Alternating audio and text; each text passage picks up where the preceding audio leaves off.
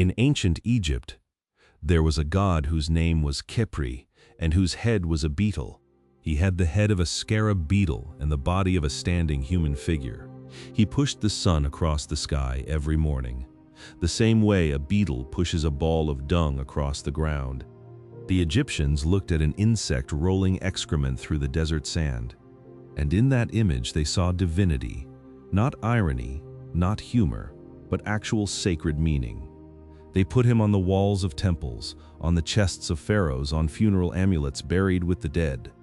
The scarab became one of the most powerful symbols in one of the most powerful civilizations in history, and the actual insect that inspired all of this mythology and all of those temples spends its entire adult life handling the waste of other animals.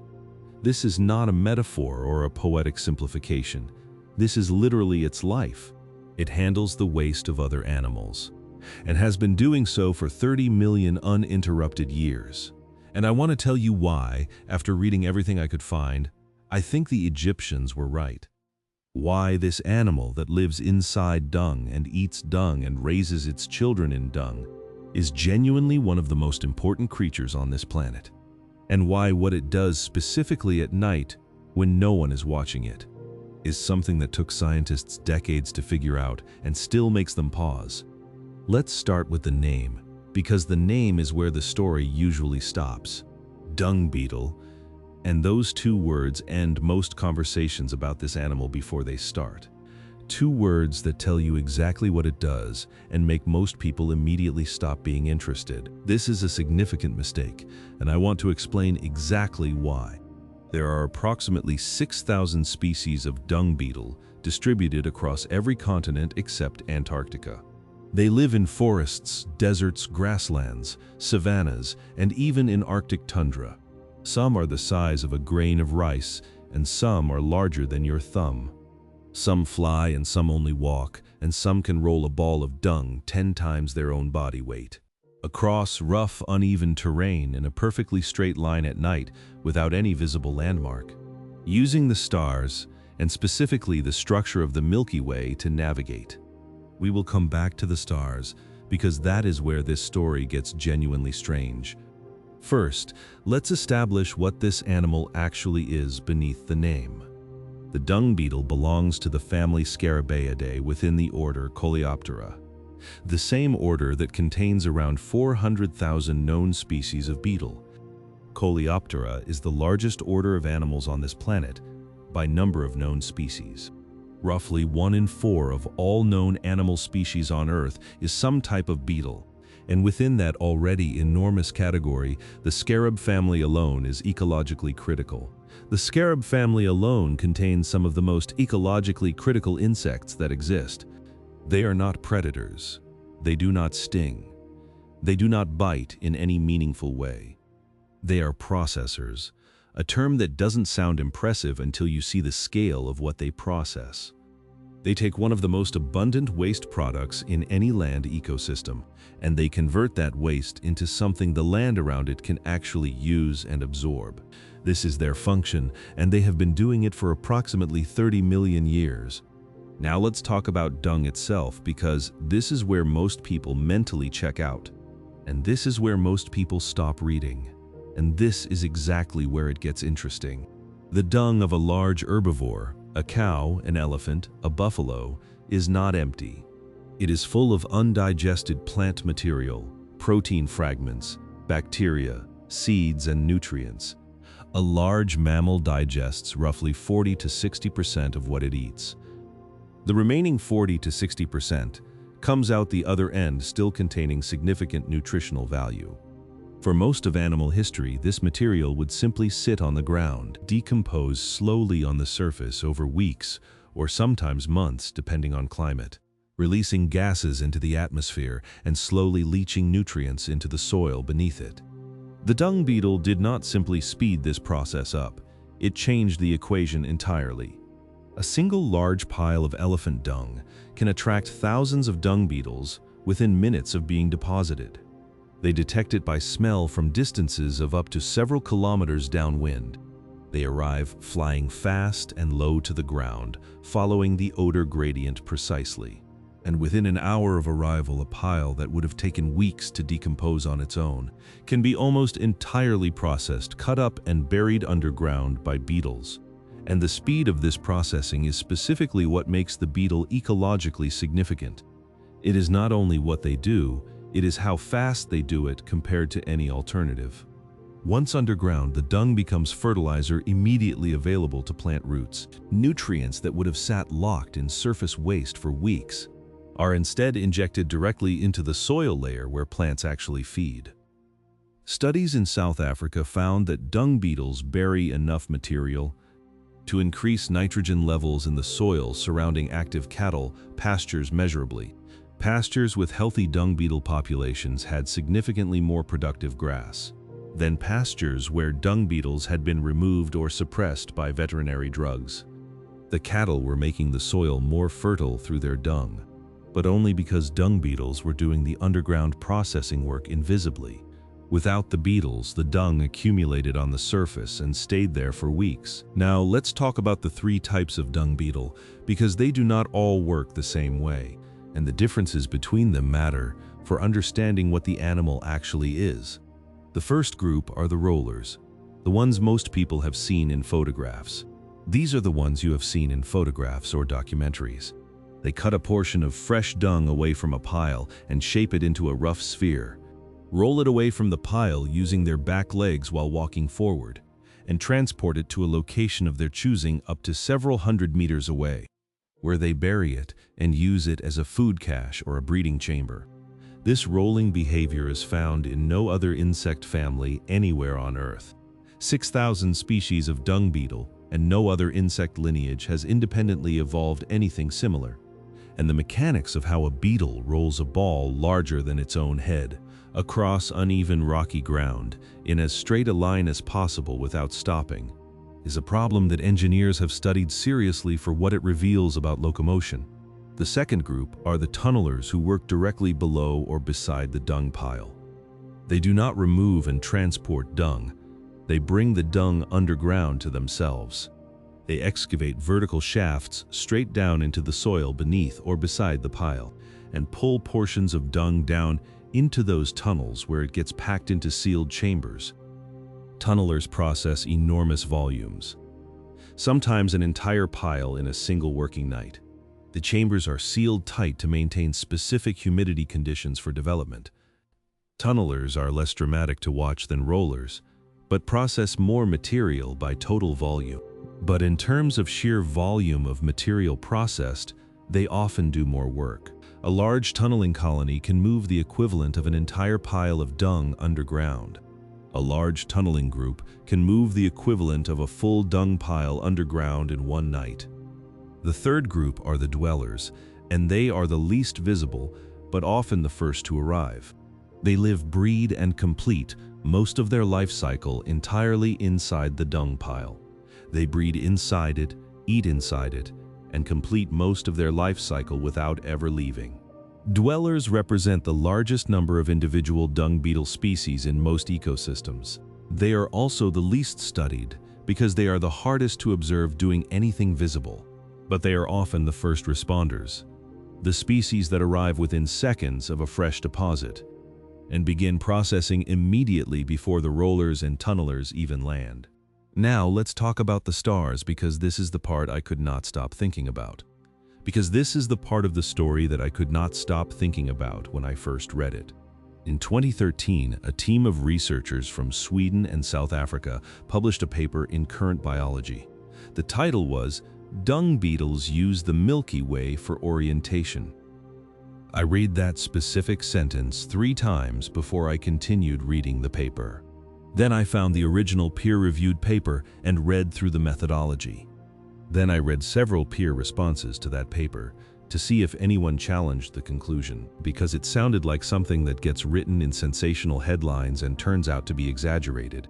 Nobody challenged it because it turned out to be exactly what it sounded like. Here is what the researchers actually did and what their results showed. They placed individual dung beetles on a flat circular outdoor test arena after dark. The beetles oriented and began rolling the ball in a straight line away from the center. The beetles oriented themselves and rolled the ball in a straight line away from the center. The researchers then placed small cardboard hats on the beetles. Small cardboard hats that completely blocked their upward view of the sky. The beetles immediately lost their ability to move in a straight line. They lost all straight line orientation immediately and moved in random curving paths. When the hats were removed, they reoriented and moved straight again. Then the researchers moved the experiment inside a planetarium, where they could control exactly what the beetles could see in the sky. When they showed a full realistic night sky, including the Milky Way. Beetles with a full realistic night sky visible oriented correctly and moved in straight lines. When they showed only bright individual stars with no Milky Way band, the beetles became less accurate but still partially oriented. When they turned off the Milky Way and left only the bright stars, removing the Milky Way band from an otherwise realistic sky caused significant orientation loss. When they showed a realistic night sky but rotated it, so the Milky Way was in an unusual position, the beetles oriented toward the rotated Milky Way, not the true compass direction. The dung beetle is not using a single bright star the way sailors historically used Polaris. It is reading the entire band of the Milky Way as a visual reference, and using the orientation of that band to maintain a straight line heading. It is the only insect known to navigate using the galaxy itself as a landmark. And the reason the beetle does this is precise and evolutionary, and completely practical. When a roller cuts its ball from a pile, there are hundreds of competing beetles at that same pile. It needs to move away from that pile as fast and as directly as possible. Because at the pile, there are hundreds of other beetles all competing for the same resource. A beetle that wanders in circles near the pile will have its ball stolen by a faster competitor beetle before it can be transported to a safe burial site. Rolling in a perfect straight line away from the pile is not a preference, it is survival. It is geometrically the fastest path away from competition and from theft. On a moonless night in open savanna, with no trees or hills visible in any direction, the Milky Way is the only consistent large-scale visual reference available in any direction, and the beetle evolved over millions of years to read the orientation of that band. It evolved to use a galaxy as a compass because nothing else was available and nothing else was stable.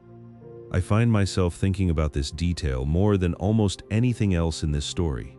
An insect whose entire existence is organized around processing animal waste, developed the cognitive and visual apparatus to navigate by a galaxy, not by a single bright star, not by the moon, not by any landmark on the ground, by the entire visible structure of the Milky Way galaxy as seen from Earth. Now let's talk about breeding, because this is where the beetle's relationship with dung becomes something that looks like parental investment in a way most insects never show. It becomes something that looks remarkably like parental investment. Most insect species deposit eggs into a suitable environment and then have no further involvement. The offspring survive or they don't, based on the environment they were laid into. The dung beetle in many species does something considerably more involved than abandoning eggs. After mating, the female, in many species with active help from the male, constructs a brood ball. This is a carefully shaped sphere of dung that will serve as the sole food source for a single larva. She shapes it using her forelegs and mouth parts, packing and smoothing the surface precisely. Packing and smoothing the surface until it is dense and roughly spherical. She lays exactly one egg inside the completed ball. Not a cluster of eggs, but one. She seals the chamber around it, and in many species does not leave. She stays underground with the brood ball, monitoring it actively. She rotates the ball regularly to prevent mold from establishing on any single side. She turns the brood ball regularly to prevent mold from forming on one side. She uses her body heat to regulate the temperature around the developing egg. She is doing the same things a parent does for an infant. Temperature, humidity protection. Inside a sealed ball of dung in complete darkness underground, with no light and no external reference of any kind underground. Underground in a sealed chamber where temperature and humidity stay controlled. In the dark, without light, without recognition, without any awareness of what it is doing, the larva hatches inside the brood ball and eats its way outward from the center. The larva never has to find food. The food is the structure it hatches inside. The brood ball is simultaneously the nursery, the food supply, and the protective shell. By the time it has eaten its way to the outer surface and pupated, and emerged as an adult, by the time it pupates and develops into an adult, it has eaten the entire brood ball from inside. This is one of the most elegant nutrient transfer systems in the insect world. The waste of one large animal becomes the complete developmental environment.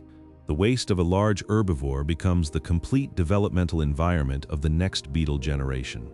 The cycle feeds itself. Waste becomes life, and that life processes more waste. In some species, the male stays with the female throughout the brood ball construction. He guards the entrance to the tunnel against rival males while she works inside. In some species, he helps construct and transport the brood ball itself.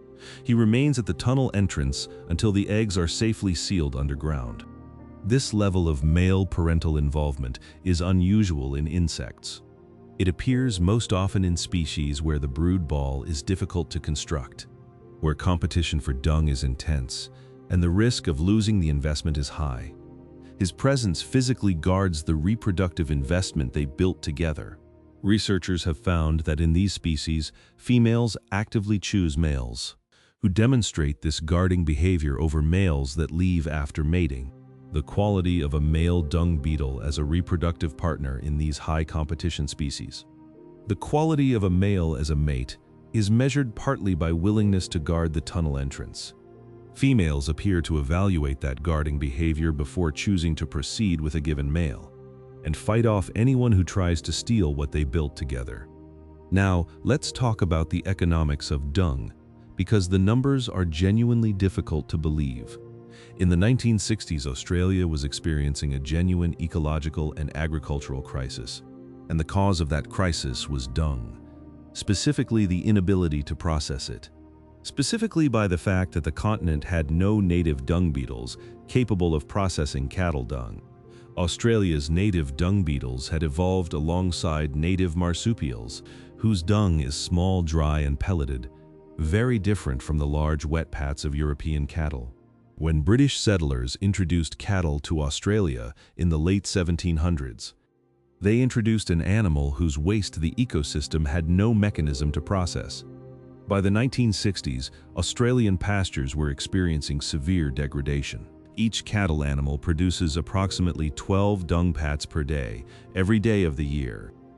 Each pat can take months to break down without beetle assistance, and while it sits on the surface, it smothers grass, kills the area beneath it, and each unprocessed pat creates ideal breeding habitat for bushflies for weeks, while simultaneously locking up nutrients the surrounding grass needs to grow back.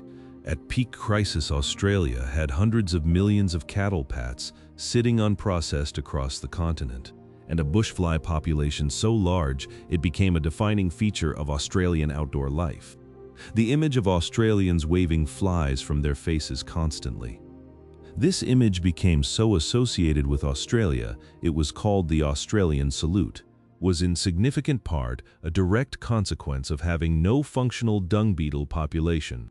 In 1965, the CSIRO, Australia's national science agency, launched the Australian Dung Beetle Project, one of the most ambitious, deliberate ecological introduction programs ever attempted.